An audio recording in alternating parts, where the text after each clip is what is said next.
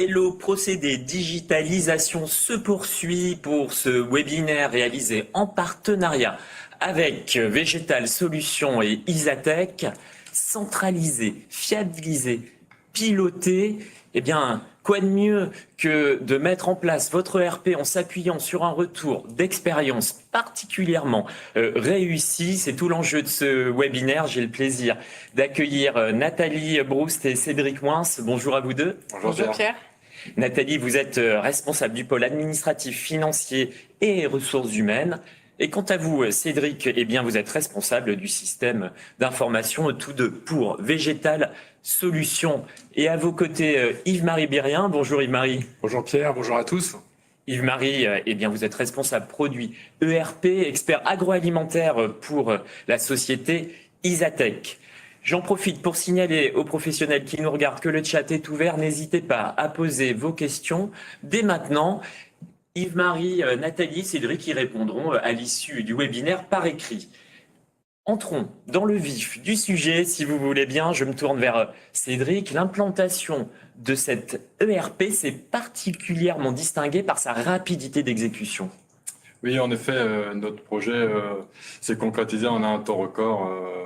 9 mois seulement, dont les 2 mois d'été.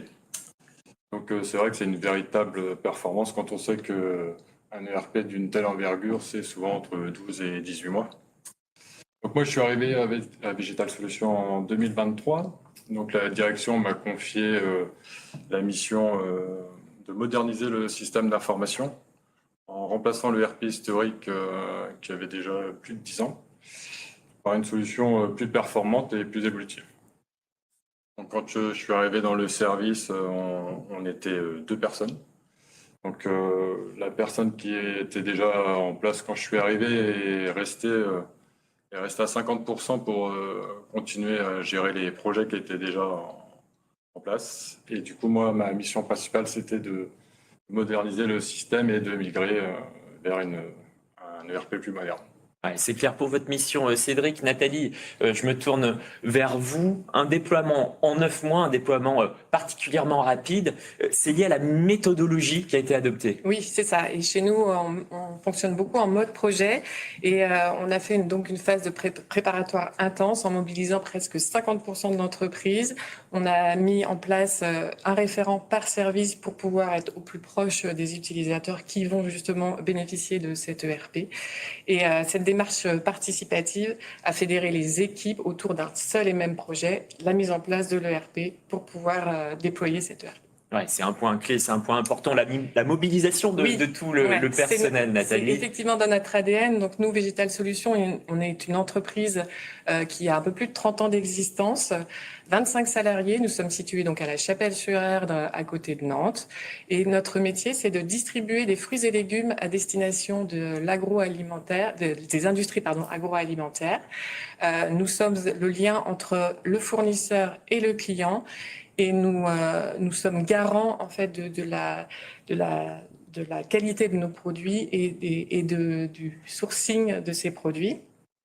Et notre raison d'être, je vais mettre mes notes, c'est éveiller les consciences pour une alimentation joyeuse et vertueuse. Et cette vision, elle est à la fois responsable et joyeuse, et elle guide chacun de nos projets. Donc nous fonctionnons sur tous nos projets, que ce soit sur l'ERP ou sur tout autre projet, de cette manière-là. Le fait de manière performante, connectée et agile.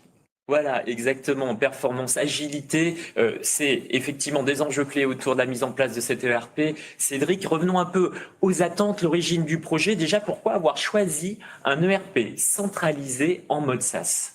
C'est ça. Donc, avant ce projet, on utilisait la version Navision de Microsoft en interne, en local. Donc, installé par Isatech avec un super chef de projet à l'époque, c'était déjà Yves-Marie. Du coup, on a décidé de migrer sur Business Central en mode SaaS. C'est pas un choix anodin Ça répond à une volonté claire de vraiment se recentrer sur la donnée qui était au cœur de notre métier. Du coup, plutôt que sur la maintenance technique des serveurs. Du coup, on savait qu'en mode SaaS, on allait bénéficier des mises à jour en temps réel, d'une sécurité accrue. Donc, et on avait aussi un objectif, c'était de vraiment de mettre fin à toutes les bases de données qui pouvaient être satellites autour de l'ERP. On voulait vraiment recentrer toutes les données dans un seul et même système. Du coup, on a aussi également repensé l'expérience utilisateur. Les écrans d'accueil ont été repensés vraiment pour que dès qu'un utilisateur se connecte sur le système, il ait accès à vraiment à tout ce qu'il avait besoin sur son quotidien. Donc c'est vrai que ça facilite énormément le travail des équipes. Du coup, enfin, l'ergonomie aussi a été optimisée pour limiter les erreurs, fluidifier les échanges entre les services. Donc résultat, on a un système vraiment plus simple, plus fiable. Et c'est vrai que surtout au service de l'utilisateur, c'était vraiment notre mot d'ordre. Ouais, Yves-Marie, l'agroalimentaire, c'est votre terrain de jeu. Végétal Solutions, vous les avez accompagnés effectivement au fil du temps, y compris pour ce passage effectivement vers un ERP centralisé en mode SaaS. Alors, avec votre expérience et votre recul, le mode SaaS, justement, quel intérêt? Alors, outre ce qu'a dit Cédric, finalement sur la sécurité, le côté technique, plus de serveurs, pour moi dans l'agroalimentaire, c'est la fraîcheur des données. C'est également quelque chose qui est hyper important, c'est ce que VS recherchait, des données en temps réel. Mais également, le SaaS permet des fonctionnalités mises à jour hyper régulièrement. Et donc ça, c'est en cas de changement de réglementation, de normes, d'évolution du métier avec les flux tendus, la pénurie mondiale sur les matières, les recherches de coûts et le e-commerce. C'est bousculé de tous les côtés. Donc en fait, avoir un outil comme ça qui va pouvoir évoluer et grandir au fil du temps, c'est ce que permet un ERP SaaS. Microsoft, c'est ce qu'ils font 2 fois par an, faire des mises à jour en fait majeures du produit. Et donc l'idée, c'est que chez Isatech, nous on accompagne nos clients, comme Végétal Solutions, à prendre le meilleur, on va dire, des nouveautés pour adapter à la fois à l'évolution de la société et du marché agroalimentaire. Donc ça, c'est des choses qu'on va réussir à faire en croisant un peu nos regards et ce qui va matcher. Et donc du coup, dans un contexte SaaS, en fait, on a aussi pensé l'architecture pour qu'elle soit la plus pérenne possible. C'est-à-dire que c'est aussi très important et d'éviter de faire des complexités de surcoût avec plein de lourds spécifiques, etc. Donc on essaie de doser avec les clients à chaque fois ce bon, on va dire ce bon équilibre pour garantir la stabilité dans le monde du SaaS. Ouais, c'est clair, Yves-Marie, pour le mode SaaS. Cédric, je reviens aux objectifs. Vous avez souligné tout l'enjeu de performance. Si on cite sur les gains de temps, qu'est-ce qui a été constaté? C'est vrai que l'une de nos forces, de la force de Business Central, c'est vraiment la personnalisation par service. Comme on peut le voir sur le slide, là, on a mis en place des piles. Ça permet à l'utilisateur, quand il se connecte à Business Central, d'un seul coup d'œil de voir ce qu'il a à faire. On voit, on appelle ça des piles. Les piles en rouge, là, c'est des exemples, bien sûr, mais tout de suite, l'utilisateur, il voit ce qu'il a à faire sur sa journée, ses retards. Ça permet d'organiser leur quotidien. Donc, c'est vrai que tout a été pensé vraiment pour faciliter le travail du manager aussi. Chaque manager peut piloter au mieux son service grâce à des tableaux de bord personnalisés. Ensuite, les utilisateurs, ils ont vraiment le choix de personnaliser eux-mêmes leur pile, leur tableau de bord, leur page. Donc, c'est vrai que c'est une approche qui garantit une ergonomie optimisée. Ça limite aussi les erreurs. On parle tous le même langage de ce fait. On a des échanges beaucoup plus fluides. Ouais. Effectivement, on parle tous le même langage, des gains de temps, une qualité ergonomique effectivement à travers l'outil. Sur l'enjeu de la fiabilité précisément, qu'est-ce que vous avez recherché? C'est ça, du coup sur les conseils d'Isatech, on a intégré le complément Continia. Donc c'est une solution d'optimisation et d'automatisation et de digitalisation. Donc c'est vrai que concrètement, on est passé d'une saisie manuelle des données à une automatisation complète via le module Continia. Donc, on a commencé par digitaliser la facture fournisseur. Donc, ça nous a mis plutôt que de saisir des factures, faire de la simple saisie, le service compta, plutôt que de saisir, ils avaient plutôt un rôle de vérification des factures, même si Continia le fait lui-même aussi, mais c'est vrai que les utilisateurs, ils voyaient tout de suite s'il y avait un problème. Donc ensuite, on est passé on a retranscrit le même flux sur la partie des ventes. Donc là, même chose, dès que des commandes de vente étaient intégrées en automatique dans le système, un peu comme le ferait un EDI.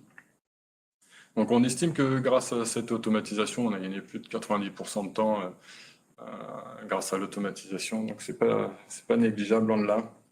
Donc c'est vrai que ça libère du temps aux utilisateurs pour des missions bien plus intéressantes que de faire de la saisie qui n'apporte pas grand-chose. Et enfin, la sécurisation de la donnée, c'est vrai que grâce à l'automatisation, il n'y a plus d'erreurs de frappe, on reste des humains, les utilisateurs, donc c'est vrai que là, toute cette partie vraiment intéressante.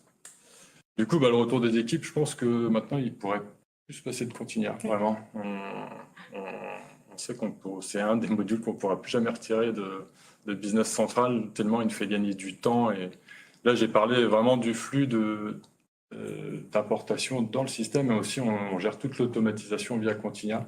Il n'y a plus de risque d'oubli d'envoyer une facture, d'envoyer un BL au client. C'est vraiment Continia qui s'en occupe. Et on voyait les piles tout à l'heure, malgré que ce soit tout automatisé, on a quand même des piles qui vérifient si Continia fait bien son travail. Donc sur le tableau de bord, les utilisateurs ils arrivent à suivre aussi cette automatisation. C'est clair, Cédric. Nathalie acquiesce effectivement aux éléments qui ont été mis en évidence. On va y revenir, Nathalie. Je me tourne vers Yves-Marie parce que c'est important de souligner que cette évolution, elle se fait avec une réforme qui a lieu en toile de fond, c'est celle de la facturation électronique. Oui, tout à fait, Pierre. C'est aujourd'hui la réforme. Donc on s'appuie donc sur la solution Continia, qui est vraiment une solution intégrée dans l'ERP. Et donc, elle est évidemment, elle va nous permettre de passer la réforme.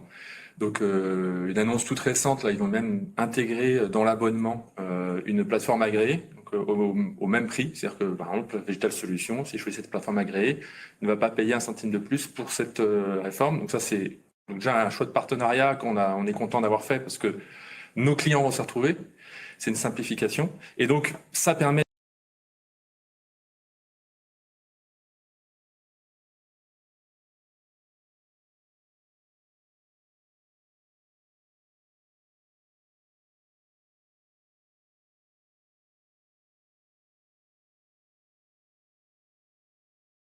évidemment de gérer la réforme, donc les envois et surtout la réception pour tous des factures. Mais le sujet, pour moi, ça c'est de la digitalisation et les gains sont indéniables, mais ça permet d'aller au-delà. Et c'est cette digitalisation de tous les services qu'il faut chercher, ce qu'a fait VS, qui est assez rare à souligner, parce que c'est quand même une PME.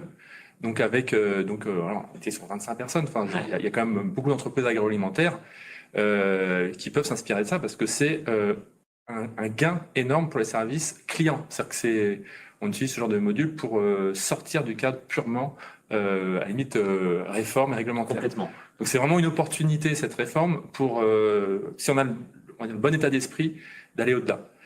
Donc ça, c'est quelque chose qui est fort. Et le partenaire aussi, il est présent chez nous, c'est pour ça qu'on l'a choisi, dans énormément de pays, enfin quasiment partout dans le monde, là où est l'ERP de Microsoft. Et donc, on est déjà capable de faire sur différents pays cette réforme aussi, par exemple. Ce qu'on fait chez Isatec en ce moment en Belgique avec un de nos clients. Donc, en fait, pour les PME agroalimentaires, et Dieu sait s'il y en a qui sont tournés vers l'international, c'est aussi un gage de dire, OK, on a le partenaire et la solution qui peut nous accompagner pour nous implanter et continuer à évoluer de façon réglementaire. Voilà. C'est clair, Yves-Marie, merci pour cette annonce effectivement très importante. C'est l'intégration effectivement de cette solution Continia. Je me tourne vers Nathalie. Allez, focus sur la comptabilité. Oui, bah, du coup, je rebondis sur ce que dit Yves-Marie et Cédric. Forcément, la comptabilité, c'est la résultante de tout le travail qui a été fait en amont. Donc, pour moi, la modernisation de la comptabilité était un des sujets premiers de cette ERP. Pour effectivement gagner du temps, de la fiabilité sur les informations qui sont rentrées dans le système. Et grâce à ABC, aujourd'hui, nous avons des facturations donc, en temps réel, effectivement, qui sont traitées au jour le jour, ce qui permet d'avoir derrière de pouvoir faire des reportings pour une PME de notre taille quasiment tous les mois. Donc ça, c'est très important. Le mail classique, qui était souvent source d'erreurs ou d'oubli, est traité maintenant via Continia. Donc, on n'a plus à se préoccuper de savoir si ça a été traité. En cas d'absence de collaborateurs, on a un suivi qui est assuré via BC. On a également toute la traçabilité avec des notes, des observations, avec si on doit bloquer des factures ou mettre des observations. Tout ça est dans le même système et ça, c'est très important. Moi, dans le cadre de la comptabilité, j'ai aussi, je dois m'assurer que je puisse donner une piste d'audit fiable en cas de contrôle fiscal ou avec mes commissaires aux comptes. Donc là, on peut tout retracer en presque un seul clic. Si je reste vraiment focus comptabilité, j'ai également sur la partie rapprochement bancaire la possibilité d'aller intégrer directement mes rapprochements bancaires dans BC et grâce à l'IA faire la concordance entre ma banque et puis ma comptabilité. Au final, cette modernisation permet du coup de concentrer les équipes non pas sur de la saisie mais sur leur savoir-faire. Donc ça permet une meilleure valeur ajoutée, enfin ça donne de la valeur ajoutée aux salariés pour pouvoir effectivement gagner du temps, sécuriser les informations et les fiabiliser. Gain de temps, sécurisation, fiabilisation. Vous avez parlé de l'intelligence artificielle, effectivement, qui est utilisée pour effectuer les rapprochements bancaires par le jeu, l'identification des concordances. Allez, Yves-Marie, ça intéresse tout le monde, l'intelligence artificielle. On voit effectivement les nouvelles possibilités offertes par ces évolutions. Quid justement de l'actualité en la matière et notamment sur l'enjeu de la fiabilité? Alors, nous, effectivement, on accompagne nos clients sur la mise en place de l'intelligence artificielle, déjà sur les gouvernances, pour y aller bien. C'est-à-dire que l'idée, c'est et en sécurité. C'est-à-dire que le premier niveau qu'on va chercher à rassurer l'entreprise, c'est ce premier niveau. Donc, c'est vraiment indispensable. Et aujourd'hui, l'utilisation, on va dire, de l'IA, par exemple, par Vegetal Solutions, elle se fait dans un cadre, du coup, sécurisé pour digitaliser effectivement des processus bancaires, mais également tous les processus qu'on a évoqués tout à l'heure, puisque l'intelligence artificielle est utilisée dans la reconnaissance de texte pour les factures, les commandes, etc. Donc c'est vraiment des outils très intéressants. Il faut savoir qu'aujourd'hui, en gros, les deux combinés, le manuel et l'intelligence artificielle, ça permet de digitaliser 100% des processus et d'être hyper efficace. C'est une des clés. Ensuite, il faut savoir que Microsoft, dans les 3 piliers d'investissement au niveau mondial, ils avaient la cybersécurité, l'intelligence artificielle et Business Central.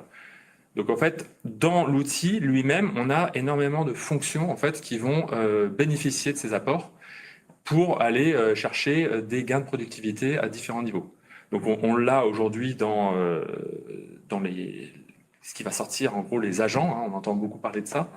Et donc l'agentique, en fait, que Microsoft a conçu, ils l'ont toujours fait pour garder l'utilisateur au centre de la décision et en pilote. Donc ça, c'est très intéressant.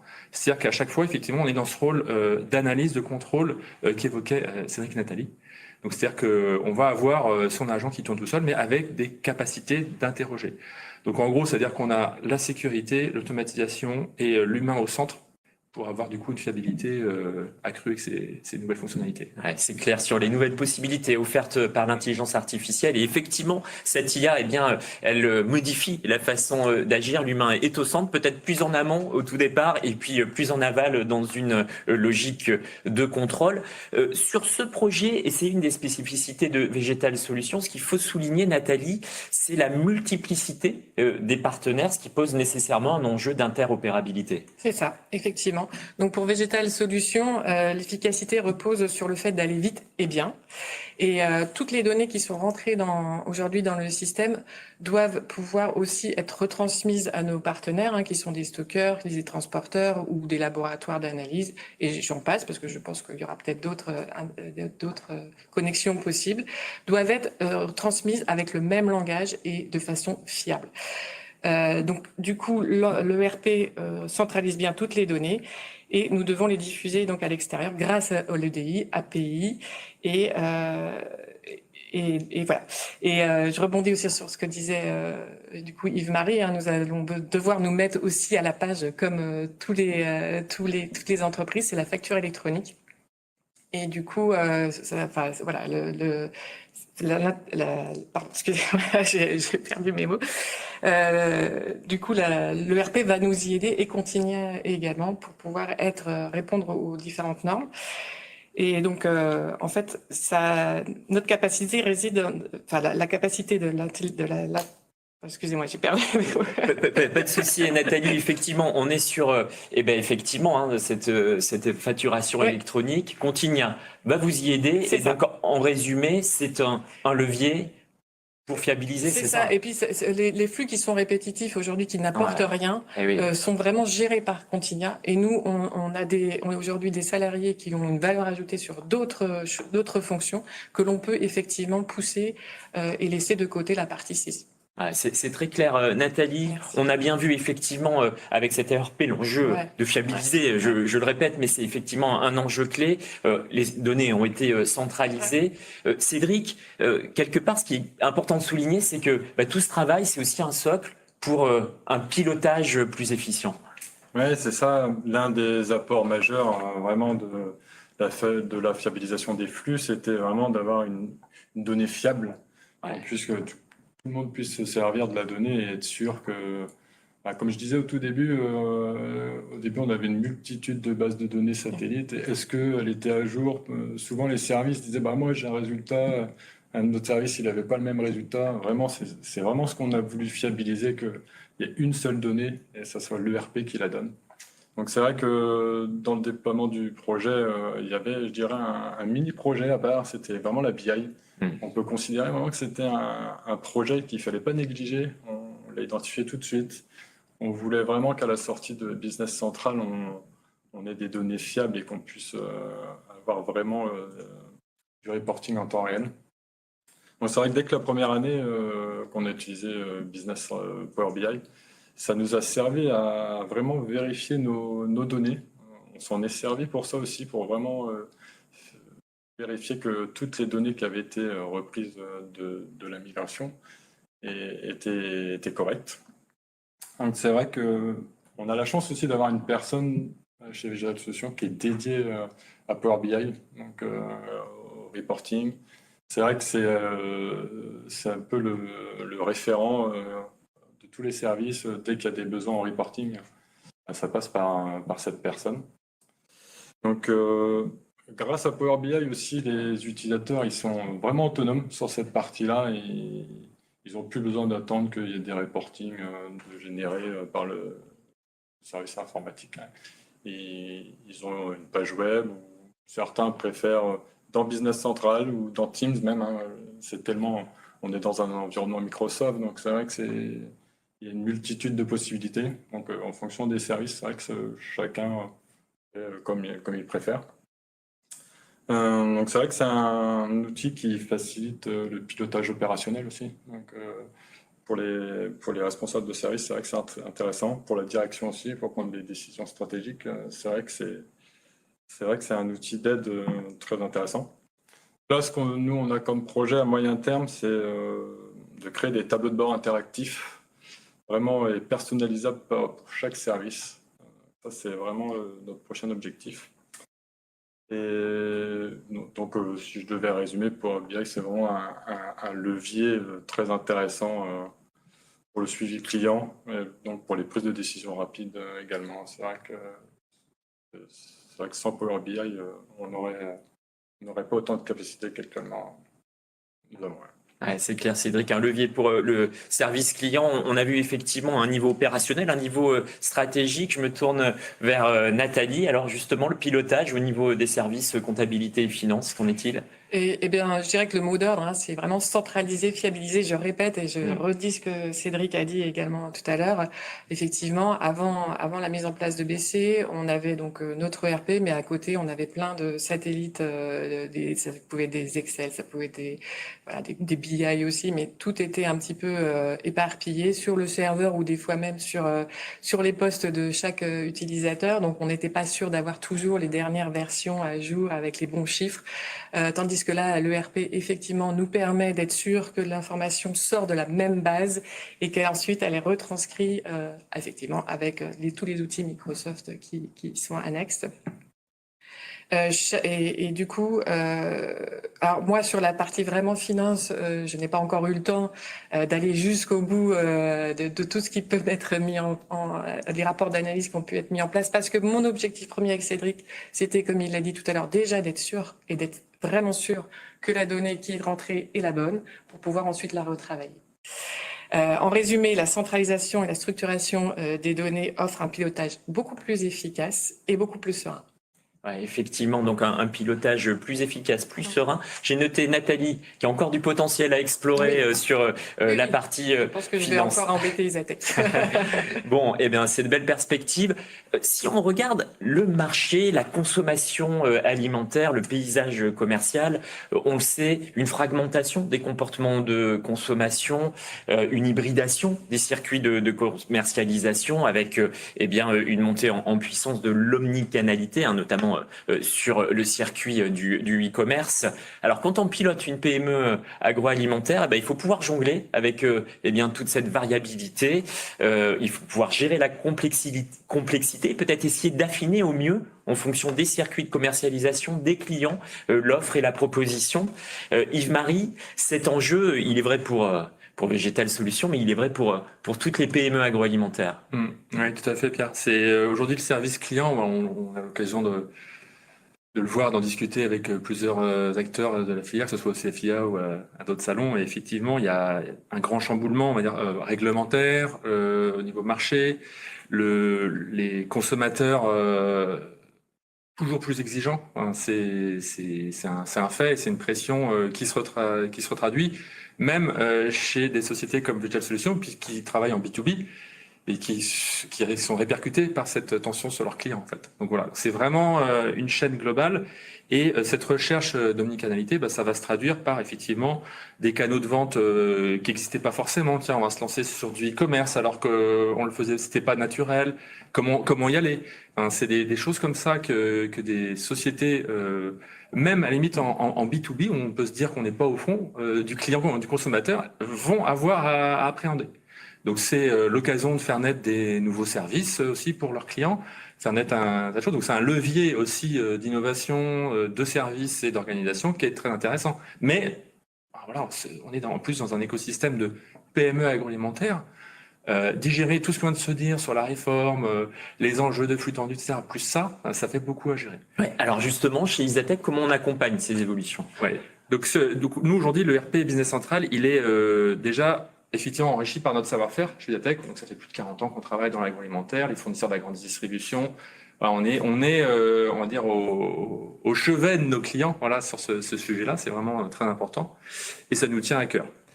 Donc aujourd'hui, le système, il est ouvert par nature. Donc Nathalie en a parlé avec le terme technique qu'on appelle d'API, mais on va dire c'est aussi globalement une interopérabilité beaucoup plus forte. Donc ça, c'est vraiment dans l'ADN des outils Microsoft et de ces outils SaaS notamment. Parce que heureusement, il n'y a pas que Microsoft qui pense comme ça, donc c'est vraiment tout l'écosystème. Et donc nous, dans la sélection des outils qu'on va prendre et des résolutions, on va pouvoir gérer ça.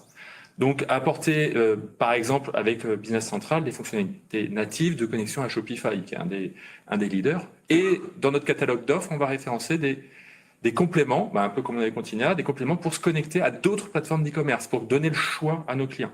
Donc ça, c'est vraiment quelque chose de fort.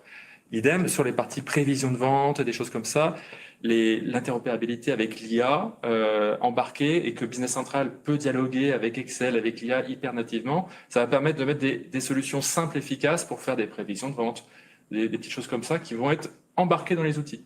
Donc tout ça, c'est ces petites choses-là qui font, pour des clients PME, d'avoir à leur disposition financière et temporelle aussi, la capacité de mettre en œuvre ces solutions-là. Et c'est ce qu'on tâche de faire chez Isatech du mieux qu'on peut. Ouais, de véritables leviers d'innovation, en effet, Yves-Marie. On approche de la fin de ce webinaire. J'en profite pour rappeler aux professionnels, n'hésitez pas à poser vos questions sur le chat.